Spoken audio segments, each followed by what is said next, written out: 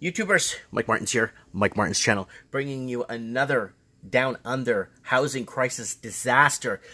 Let's break down some numbers, an easy way to understand what is going on in Australia. So here it is, guys.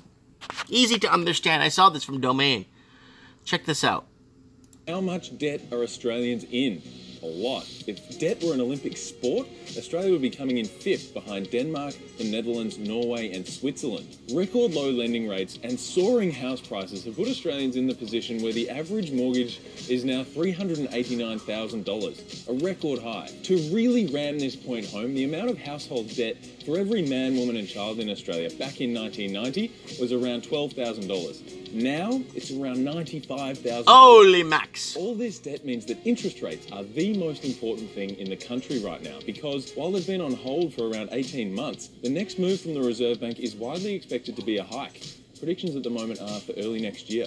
That's why you hear so much about the Reserve Bank, despite them seeming to do very little. Because the next time they do move, it'll have 3 times the potency that it did around 25 years ago. They may seem like a boring bunch, but these central bankers have never had a bigger role to play in your bank balance. So what's happening, people, is that's a big effing deal. You guys have no idea. And then now it's going on to the article saying new bank mortgage loans to fall 8% amid APRA Royal Commission crackdown. So Royal Commission was put into place, what, a year ago? 12, 13 months? Not even. They were put into place to fix the bad books, the bad loans, all the bad shit that's going on the books. And it's becoming a big problem with a lot of bad lending practices. A lot of these banks have to buy back their bad debts and stuff that they put out there on the books. I don't even know why they would even consider doing that, because that's going to screw the customer. Like, why would you want to screw your customer? He's just going to go somewhere else. But then he gets screwed somewhere else and moves around, and gets screwed somewhere else and moves around. So, Australians will be able to borrow $30,000 less to buy a home as banks tighten their lending practices amid new regulation and a bruising Royal Commission. The average new loan size is expected to fall 8% from $379,000 to $349,000 as banks specifically target high-risk loans, according to new Morgan Stanley research. So it's basic here. Let me read this little part here. New borrowers with the modest deposits are likely to have a materially different conversation with their banker and prior to the regulation changes, according to IMF Investors Chief Economist Alex Joyner. So this is what I want to show you, right? Look at that.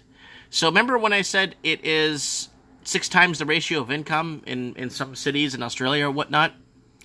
So down 25% as over 6 times the loan to value, and basically loans reduced by 6 times.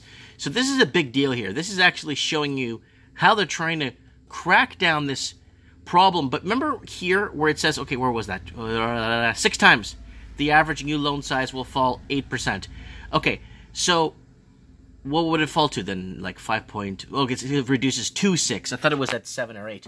But in Vancouver and cities like Toronto, it's 12 to 16 times the person's income. So this is actually pretty bad. It's good because they're tightening and actually putting in restrictions to protect customers and consumers that want to borrow finance, or that want to finance a home or whatever they want to finance. Now, what's happening is they're starting to cut that back, because they're starting to realize that if interest rates do go up, it's going to start hitting the pocketbooks of a lot of people that can't afford to pay it back.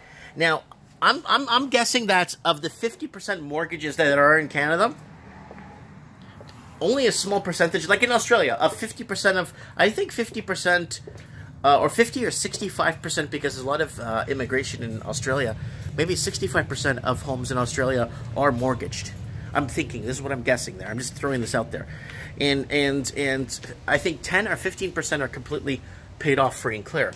So, like that guy said in the video, the average Australian, I mean, that's just coming out of the womb, is 93 or 94 large.